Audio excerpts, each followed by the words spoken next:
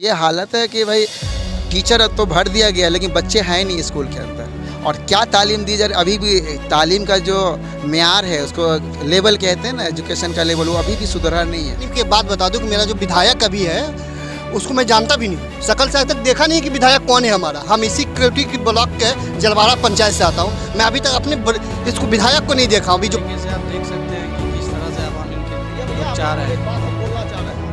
भगत सिंह को भी सताया गया था, चंद्रशेखर आजाद को भी सताया गया था और धीरज यादव को भी सताया गया है। और याद रखिए किसको सताता है और वही इतिहास लिखता है। इस बार क्योंटी में धीरज यादव जिंदाबाद। देखिए पूरा जोश और उमंग है।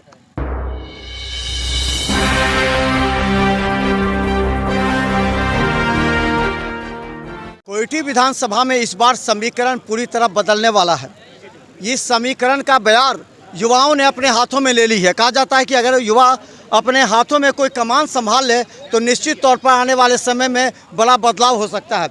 ये देखिए, ये तमाम युवा, इंजीनियर धीरज यादव भी युवा हैं और देखिए ये लोग बड़ी संख्या में आज इफ्तार पार्टी में आकर के एक संदेश दे दिया है कि युवाओं को आगे करके ही विकास हो सकता है।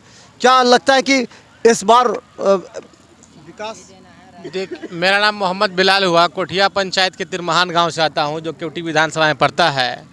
हम यही कहेंगे, एक शायरी से अपनी बात शुरुआत करते हैं कि शाखों से कह दो कि वो पत्ते नहीं हैं हम, आंधियों से कोई कह दो औकात में रहे। युवा अब जाग चुका है क्योटी का। अब हम लोग बाहरी को जो सपोर्ट करते थे अब नहीं करेंगे। युवा के अंदर वो ताकत है, उनके अंदर वो सलाहियत है कि वो अच्छे से अच्छे रुख को बदल देंगे। यही हमारा कहना है। हमारे इंजीनियर साहब अभी हैं, अभी इनका जो बहुत लहर है क्योटी प्रखंड में, और इंशाल्लाह ताला आगे हम लोग इनके लिए मेहनत करेंगे। देखिए, हमने देखा है कोयटी में अगर किसी गरीब पर अत्याचार हुआ है तो कोई पहले से जो भी बड़े बड़े नेता थे ज़्यादा खुल करके नहीं आए। तो क्या लगता है कि कोयटी की गरीब जनता, पीड़ित जनता के लिए आशा है आपको कि इस तरह के नेता जुझारू अगर खड़ा हो जाए तो मतलब? जी, जाहिर सी बात है कि आप लोकल हैं। अब लोकल में जैसे हम यहाँ हैं, तिरमहान हमारा घर है, हमको कोई तरह कोई बात होगा तो हम लोकल में पचाड़ी जाके इनसे मिल सकते हैं। लेकिन हमारे जो वर्तमान में विधायक है या कोई बड़े नेता हैं तो उनका आवास दरभंगा में है, वो रहते हैं पटना में, तो वहाँ हम नहीं जा सकते हैं। अगर कोई जनता क्योटी के है, कोई दिघियाड़ के हैं, तो किसी तरह कोई बात होगा तो उनके पास जाके समस्या रख सकेंगे, जो हमारे इंजीनियर साहब हैं धीरज भाई। और यही कहेंगे कि जो लोकल है हमारा, उनको सपोर्ट करना चाहिए, यही हमारे लिए बेहतर है।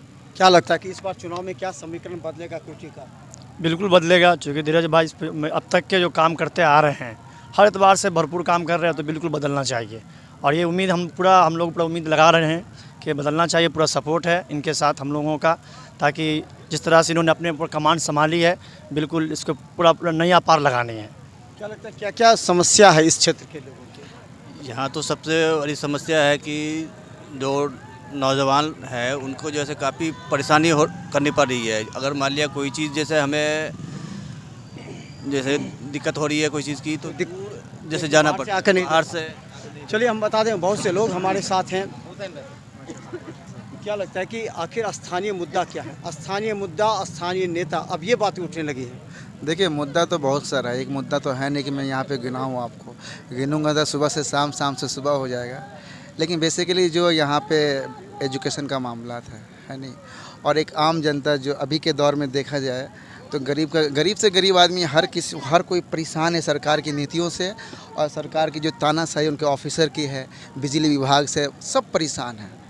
और हमारे जो मौजूदा विधायक हैं, समझे नहीं, उनको लोगों से कोई मतलब नहीं है। उनको बस अपना वो घर से बैठ के विधायकी चलाते हैं। यहाँ पे क्योंकि के लोगों से कोई राब्ता उनका है नहीं। यहाँ पे बहुत सारी सड़कें जर्जर अभी भी हैं। स्कूल का तो ये हालत है कि भाई टीचर तो भर दिया गया लेकिन बच्चे हैं नहीं स्कूल के अंदर। और क्या तालीम दी जा रही, अभी भी तालीम का जो म्यार है उसको लेवल कहते हैं ना, एजुकेशन का लेवल, वो अभी भी सुधरा नहीं है। तो ये बहुत सारे मुद्दे हैं। और इस बार क्योंटी के लोगों ने ठाना है कि भाई बाहर के लोगों ने अब तक यहाँ पे राज किया है, क्योंटी का बेटा यहाँ पे क्योंटी पे राज कर ये वक्त आ चुका है। और भाई बिलाल ने बताया ना कि अभी कि यहाँ के युवा अब जाग चुके हैं। तो इस बार यहाँ के लोग, यहाँ के लोकल लोग, क्योंटी के लोग क्योंटी के बेटा को मौका देंगे, चाहे उसमें से कोई भी, धीरज जी हो या कोई भी, लेकिन क्योंटी के लोगों को स्थानीय। जी जी, क्या लगता है, क्या मुद्दा क्या होगा इस पर?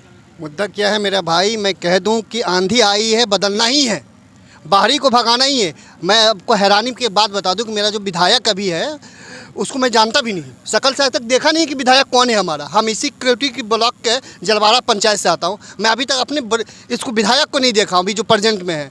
तो मुझे तो लगता है कि बदनसीबी भी है इस ब्लॉक की, केवटी की, कि अपना बेटा को न चुनकर किसी और को चुनते जो को हम देख नहीं पाते। ये तो हमेशा से होता आया है, ये तो हमेशा से होता है। जनता खामोश क्यों होती है? जनता उसमें क्यों नहीं? ये है कि हर रीजन में जनरेशन बाय जनरेशन चेंज होता है। अब की जो जनरेशन हुआ आया है ना, वो बाहरी को बर्दाश्त करेगा ही नहीं।